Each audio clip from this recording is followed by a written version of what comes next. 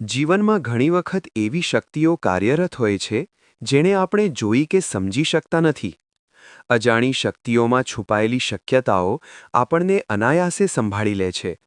મુશ્કેલ સમયમાં કોઈ અદૃશ્ય સહારો આપણને તૂટતા બચાવી લે છે.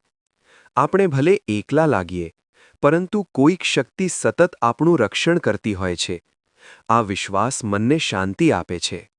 આજની વાર્તા અજાણી શક્તિઓમાં પડેલી શક્યતાઓ જ આપણને સુરક્ષિત રાખે છે. આપણે જાણીએ છીએ કે કુદરત આપણને સુરક્ષિત આ પૃથ્વી ઉપર રાખવા માગે છે, અને એમાં એને સમયાંતરે કોઈ ને કોઈ અજાણી શક્તિઓ ગોઠવવી પડે છે જે આપણને ખબર પણ હોતી નથી.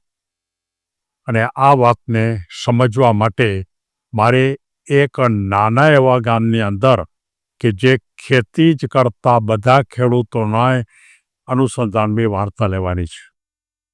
એક ખેડૂત એ ગામની અંદર રહેતો હતો, પણ સામાન્ય રીતે વરસાદ બહુ નિયમિત પડે નહીં, એટલે ક્યારેક ક્યારેક એના પાકો બહુ વ્યવસ્થિત થાય નહીં.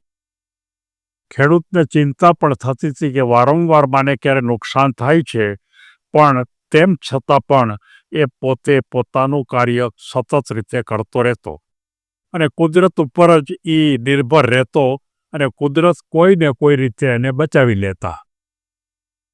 એક વખતે વરસાદ બરોબર પડ્યો નહીં, ખેતરની અંદર ખરેખર કાંઈ પાક પણ ન થયો, પણ પરિસ્થિતિ એવા પ્રકારની હતી કે એવા પ્રકારે વરસાદ થયો કે એના ખેતરની આજુબાજુ બોર્ડર ઉપર એક અજાણી વનસ્પતિ એકદમ ઊંચી અને ખૂબ ઊંડાઈવાળી, એટલે કે મૂળ એના ઊંડા હોય એવી વનસ્પતિ ઉગી નીકળી. એને એમ થયું કે આ મારા ખેતરને ફરતે આ જે વનસ્પતિ ઉગી નીકળી છે એ તો નકામી છે, તો મારે એને ખરેખર કાપી નાખવી જોઈએ, કારણ કે સાવ નકામી છે. પણ એના ગામમાં એક વયોવૃદ્ધ ખેડૂત હતા. એણે એમ કીધું કે ભાઈ, કુદરત છે ને એ કોઈ પણ નકામી વસ્તુ ઉગાડતી નથી. કુદરત છે ને પૃથ્વી ઉપર કોઈ નકામી વસ્તુ મોકલતી પણ નથી. તારે ચિંતા કરવાની કોઈ જરૂર નથી. ભલે ને ફરતી છે તારી જમીન તો એમનેમ છે, તો તારે કાપવી શું કામ જોઈએ? ભલે તને કોઈ ફાયદો દેખાતો ન હોય.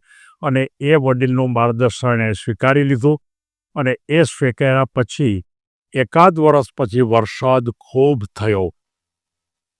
અને વરસાદ ખૂબ થયો એટલે આપણને ખબર છે કે ગામમાં ખેડૂતોને મોટામાં મોટો ભય પોતાના ખેતરને ધોવાઈ જવાનો હોય છે. એટલે કે પાણી વરસાદનું પડે અને આખા ખેતરને ધોઈ નાખે. પણ આ જે ખેડૂત હતો, હર્ષન પટેલ, એને તો ચારે બાજુએ આ કુદરતી રીતે જે એના ઉપયોગમાં ન હતી એવા પ્રકારની કોઈ વનસ્પતિ ઊભી હતી, અને એ કારણસર એના ખેતરની અંદર કોઈ પણ પ્રકારનું ધોવાણ ન થયું. એટલું જ નહીં, પણ ચારે બાજુએ એ ખરેખર વનસ્પતિ હતી, અને એ કારણસર એ જે ખરેખર પાણી પડ્યું એ બધું જ પાણી ખેતરની અંદર રહી ગયું, અને એ ખેતરની અંદર શોષાઈ ગયું. મિત્રો, દુનિયામાં કોઈ પણ વસ્તુ કુદરત જ્યારે કરે છે ત્યારે એની પાછળ કુદરતનો પ્લાન હોય છે. કદાચ કોઈ પર્વત ઊભો થઈ જાય, કે કદાચ કોઈ વધારે પડતું પૂર આવે, કે કદાચ વધારે પડતો વરસાદ પડે, આની પાછળ કોઈ ને કોઈ કુદરતની એક ચોક્કસ પ્રકારનો પ્લાન હોય છે. આપણને ખબર છે કે કુદરતની અંદર કેટલીક વનસ્પતિઓ એવી છે કે એ વનસ્પતિને આપણે ઓળખતા પણ નથી, પણ તેમ છતાં પણ આપણા આયુર્વેદના રેફરન્સની અંદર કેટલીય વનસ્પતિઓ એવી છે કે જે વનસ્પતિ છે એ દવામાં કામ લાગે છે. કોઈ શ્વાસની અંદર કામ કરે છે, કોઈ હાર્ટની અંદર ઉપયોગી થાય છે, કોઈ માનો કે કિડની માટે પણ કામ કરે છે. હવે આવી કેટલીક વનસ્પતિઓ કોઈએ ઉગાડી ન હોય, પણ તેમ છતાં પણ જંગલી વિસ્તારની અંદર પણ આવી વનસ્પતિઓ ઊભી થાય છે. એનો અર્થ જ એ છે કે કુદરત તમને મોકલવા માગે છે કે તમારા પોતાના કોઈને કોઈ તકલીફો, કોઈને કોઈ દુઃખ એનું નિવારણ એ કુદરત કરે જ છે. એટલે કે હંમેશા અજાણી શક્તિ છે કુદરતની, એનો આપણે મહત્તમ જો ઉપયોગ કરી શકીએ તો એ આપણને ફાયદારૂપ જ હોય છે એમ ચોક્કસપણે કહી શકાય.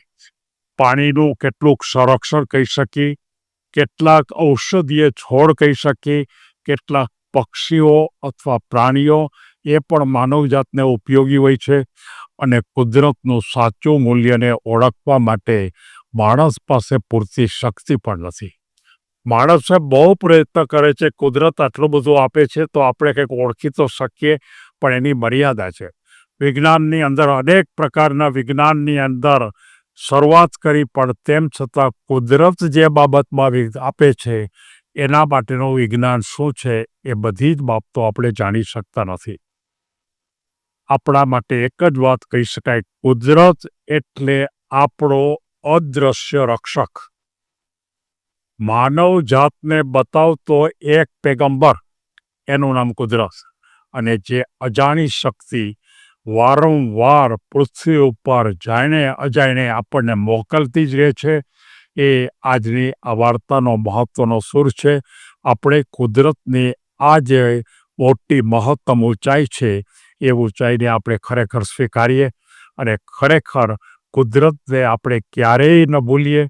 કુદરત એ આપણો રક્ષક છે, આપણો પિતા છે, આપણા જન્મને રાખી શકે છે, આપણને બચાવી શકે છે. સૌને ધન્યવાદ.